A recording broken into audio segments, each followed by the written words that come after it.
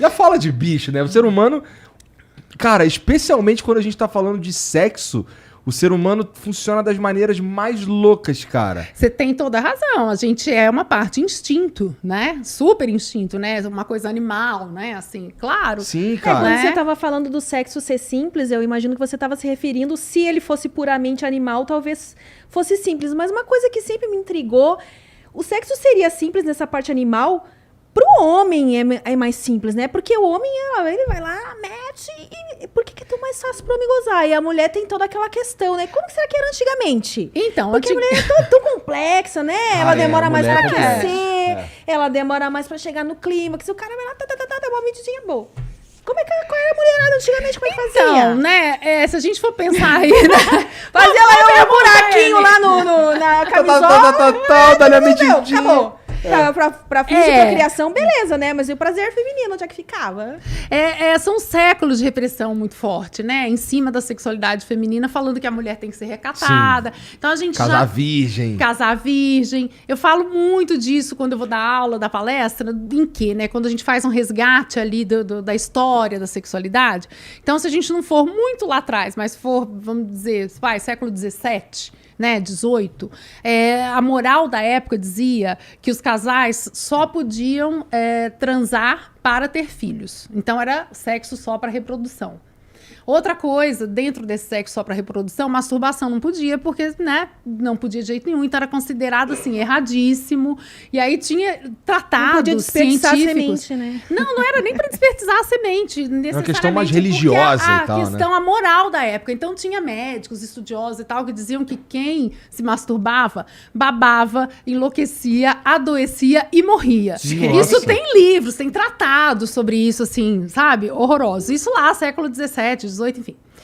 E aí, outras coisas mais. Foi ali, lá nessa raiz aí, desse momento em que sexo é para reprodução, 2 mulheres fazendo sexo não reproduzem, 2 homens também não. Ali nasceu a ideia, que hoje a gente sabe que é equivocada, de que homossexualidade tem algo de errado. Não tem, né? Depois a gente viu e a gente reconheceu, né, que não tem nada de errado, né, os estudiosos, né, que não tem nada de feio, de errado, de sujo, que tem a ver com esses resquícios desse sexo para reprodução, que você não podia se masturbar, você não podia fazer sexo oral, você não podia fazer sexo anal e você não podia fazer sexo com alguém do mesmo sexo.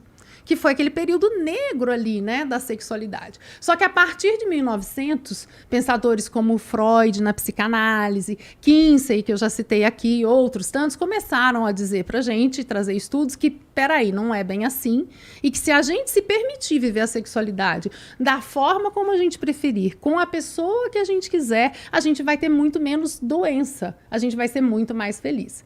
Só que desde 1900 pra cá, aí a gente ainda tem todos os resquícios desse período em que o homem tem que ser o garanhão, não pode falhar nunca, e a mulher tem que ser a quase virgem, né? E aí... Nossa, mas isso é muito contraprodutivo, cara. É muito. Porque vamos combinar? Se a mulher não pode transar com ninguém e eu tenho que transar com todo mundo, e aí? Como é que faz, né? Mas é pra garantir que ela não vai ficar medindo com outros, né?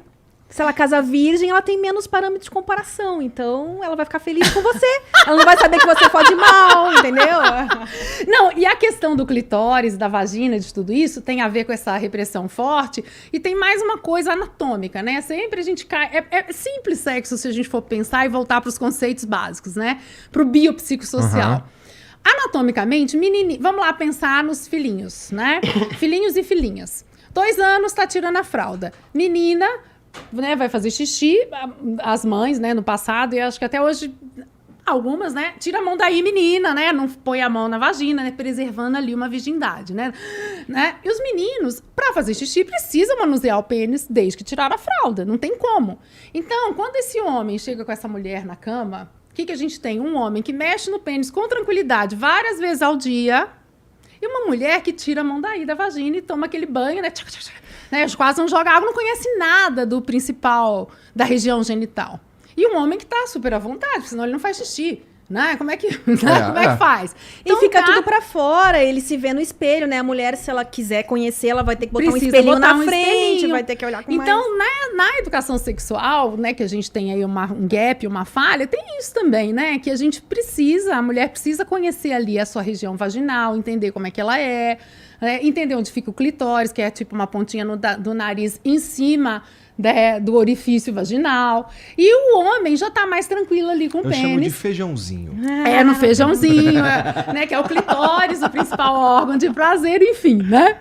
Então, assim, precisa ter tudo isso, mas vocês veem que volta, né, para esse biopsicossocial e que o que acontece? É difícil, anatomicamente, o homem fica, né, mais confortável com o próprio corpo. Então, as meninas precisam aprender a ficar mais confortáveis, não ter tanto medo de tocar a vagina, mas isso passa o quê? De bisavós, né, tataravós, bisavós, avós, mães, né, toda uma geração com muito medo de tudo isso. Bom, mas aí, nesse horizonte, se a gente pensar em, sei lá, as próximas 3 gerações, eu imagino que esse tabu esteja vencido, porque hoje já se fala bastante sobre isso, né? Já, e tomara que sim, né? Que espaços como esse aqui, né? Pra gente falar sobre sexualidade.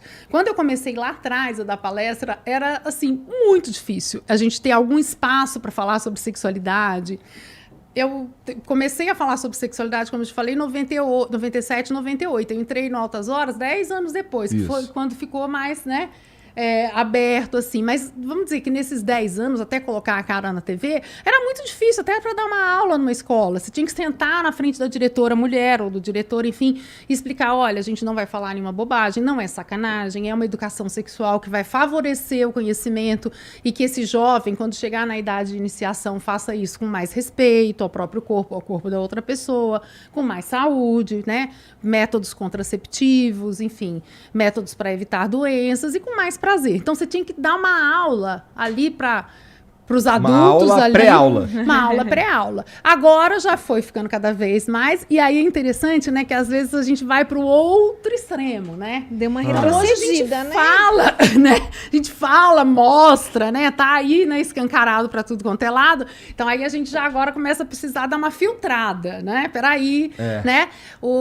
Tem idade para cada coisa. Então, por mais que meninos e meninas fiquem aí na internet olhando um monte de filme pornô, calma, né? Nem sempre esse conteúdo é mais adequado dependendo da idade, por mais que isso vaze. Então, espera um pouquinho. Você pode começar bonitinho ali, né? Com calma. Você não vai ter aquele pênis enorme, você não vai ejacular lá longe, você não vai fazer igual o filme pornô. Calma, menino, calma, menina.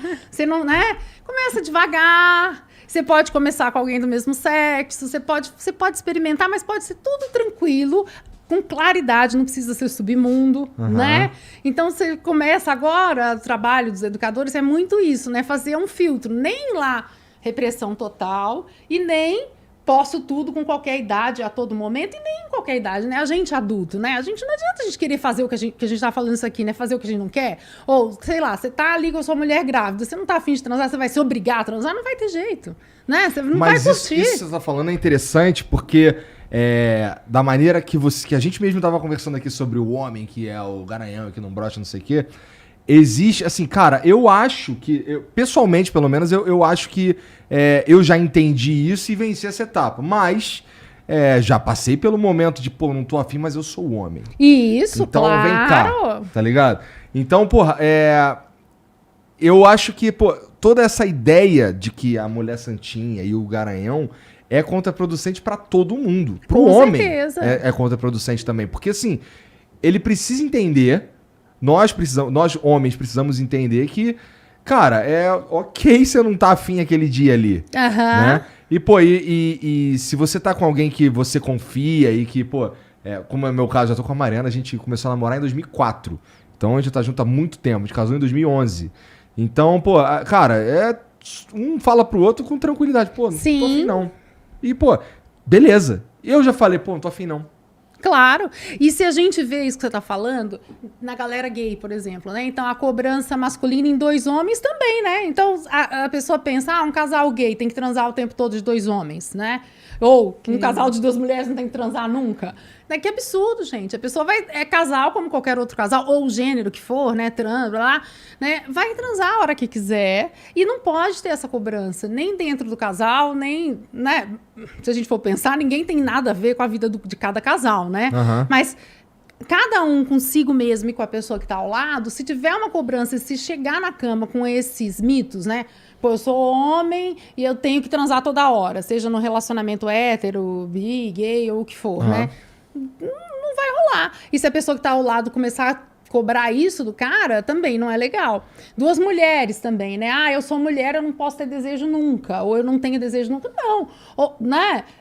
A mulher pode ter muito desejo, mas também pode ser que não tenha. Então vai depender... O que a gente tem que levar em conta é que vai depender do ser humano único, né? Seja homem, seja mulher trans, homem trans, né?